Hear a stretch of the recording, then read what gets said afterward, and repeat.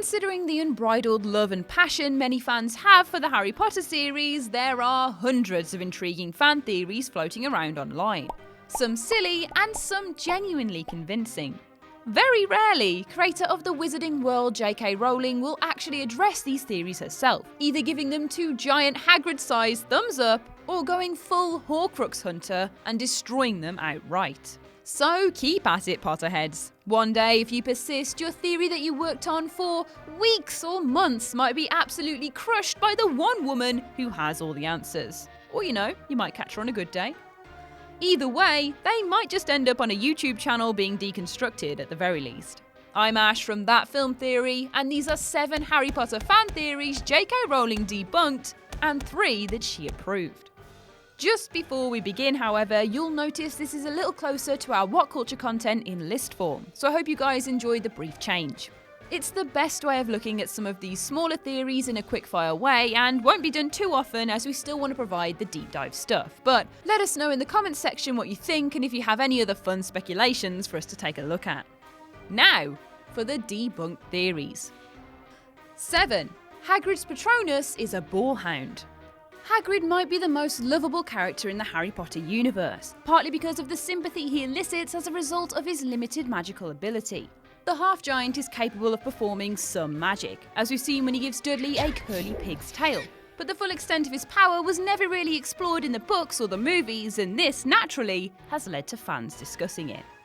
One of the biggest questions surrounding these discussions is whether or not Hagrid can cast a Patronus, a bright white spell that conjures an animal to ward off Dementors.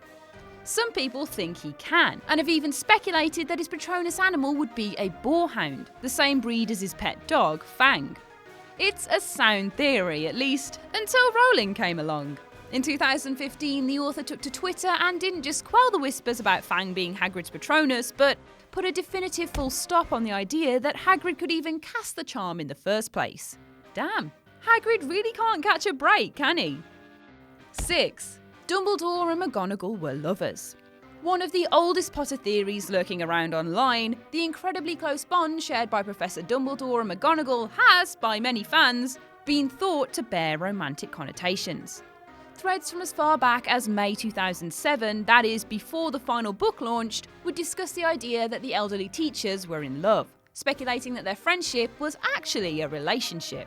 Not much evidence was given to support these claims besides the fact that they've known each other for a really long time, are often seen together, and are on first name terms, whereas a lot of other Hogwarts professors use surnames. Despite this lack of evidence, Dumbledore was a popular ship in the early 2000s. Even after the book series concluded, Rowling continued to drop tasty nuggets of information for fans to gobble up.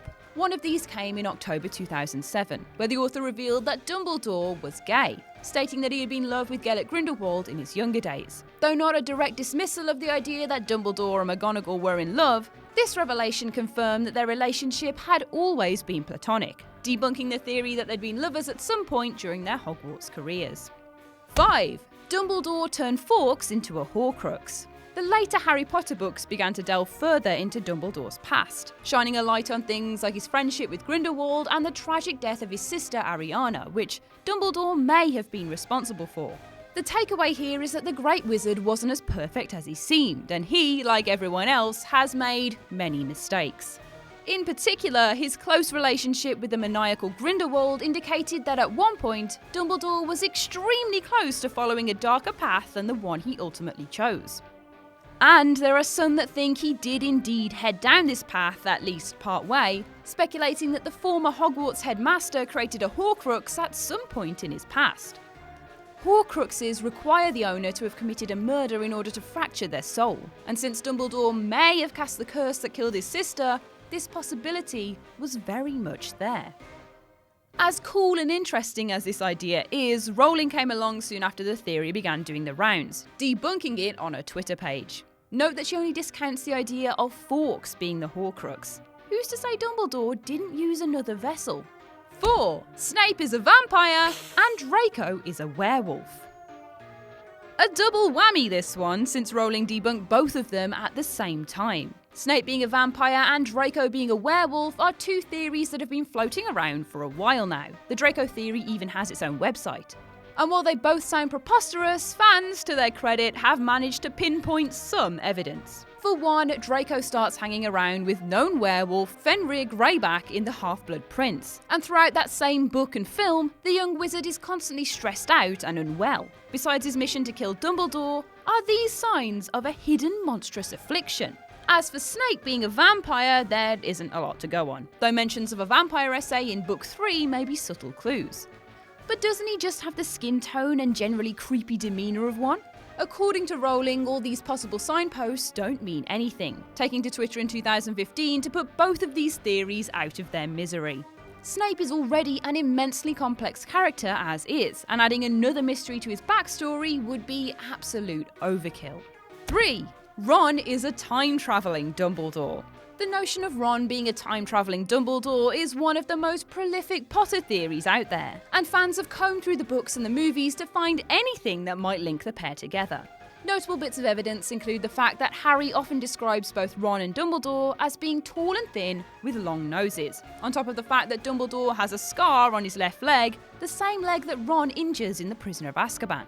Plus, Dumbledore seems to have an all-knowing quality about him, indicating that he's already lived through these events once. And also, they both have a sweet tooth, guys. There's tons more evidence in loose air quotes you can find online, and the whole thing is actually quite fascinating. But Rowling, the only voice that really matters, thinks this theory is complete rubbish, and dismissed it on Twitter in a cold and brief manner. You can catch our own breakdown of this one for the weirdest theories on this channel too. And now I suggest that we all return to the feast. There is a delicious-looking custard tart that I am most anxious to sample. 2. The snake Harry frees in The Philosopher's Stone is Nagini. It's a real shame that this theory isn't true. It's simple, adds an extra bit of flavour to Harry's pre-Hogwarts years, and would have meant that his journey started and ended with the creepy giant snake. Thanks. How poetic. Early on in the first book and movie, Harry visits a zoo with the Dursleys as part of Dudley's birthday celebration. While there, he unwittingly releases a giant boa constrictor, which slides away and is never seen again, or so we thought. Many fans have talked about the idea that the snake was actually Nagini, one of Voldemort's Horcruxes, who we officially meet in the Goblet of Fire. There isn't much evidence backing this concept up, besides the fact that they're both huge snakes, but because we don't know what happened to the snake after the zoo incident, there was a slim chance this theory was true. Another great idea, this one, but recently Rowling put a definitive end to any and all speculation. Additionally, others have pointed out that the boa constrictor is not venomous, while Nagini is, so the answer was actually under our noses all along. 1. Hogwarts students must pay tens of thousands in tuition fees. The topic of money is a big deal within the Harry Potter fan community. Since the world Rowling has created almost feels real at this point, fans want to know every tiny detail about every corner of the Wizarding universe, and Hogwarts tuition fees is one of those details. The cost of these hypothetical fees has been speculated for a long time, but in 2015 an article exploring the subject started doing the rounds.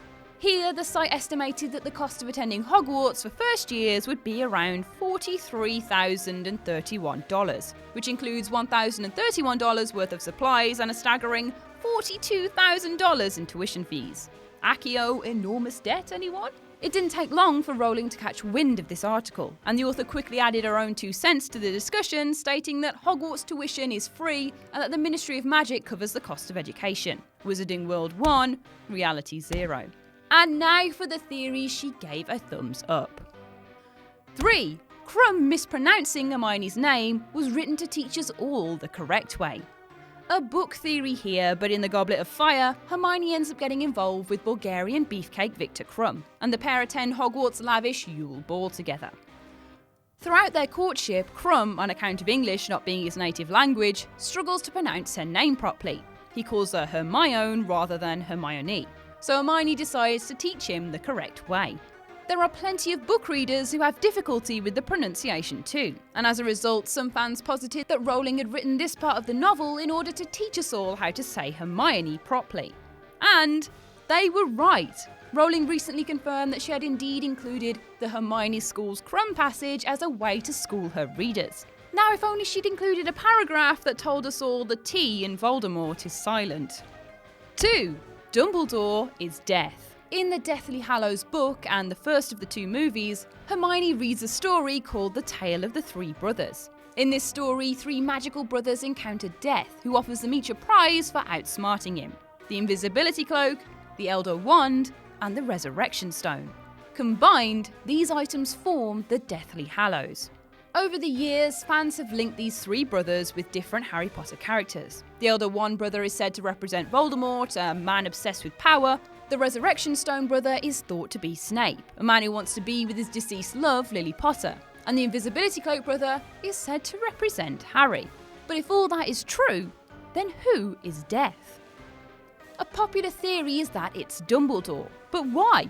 Well, at one point in time, he was in possession of each of the 3 Hallows, just like Death in the story.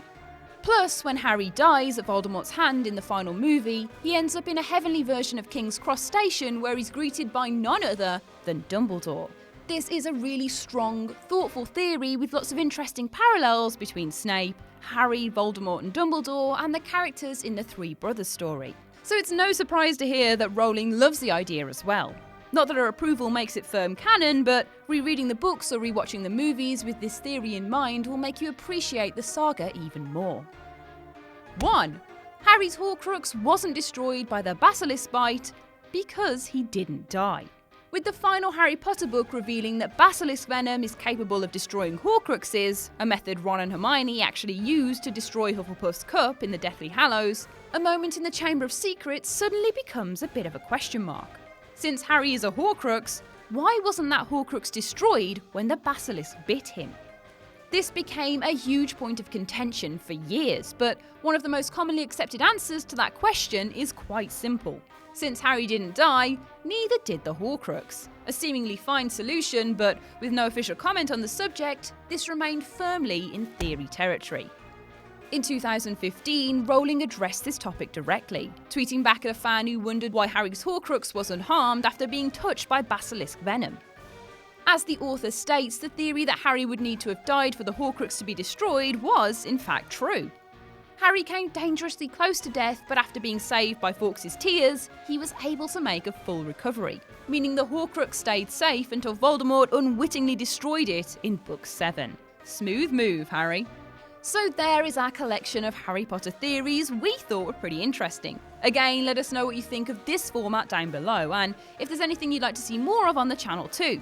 We really appreciate your support for this offshoot and just want to experiment to find our niche. In the meantime though, I've been Ash, this has been That Film Theory, and thank you for watching.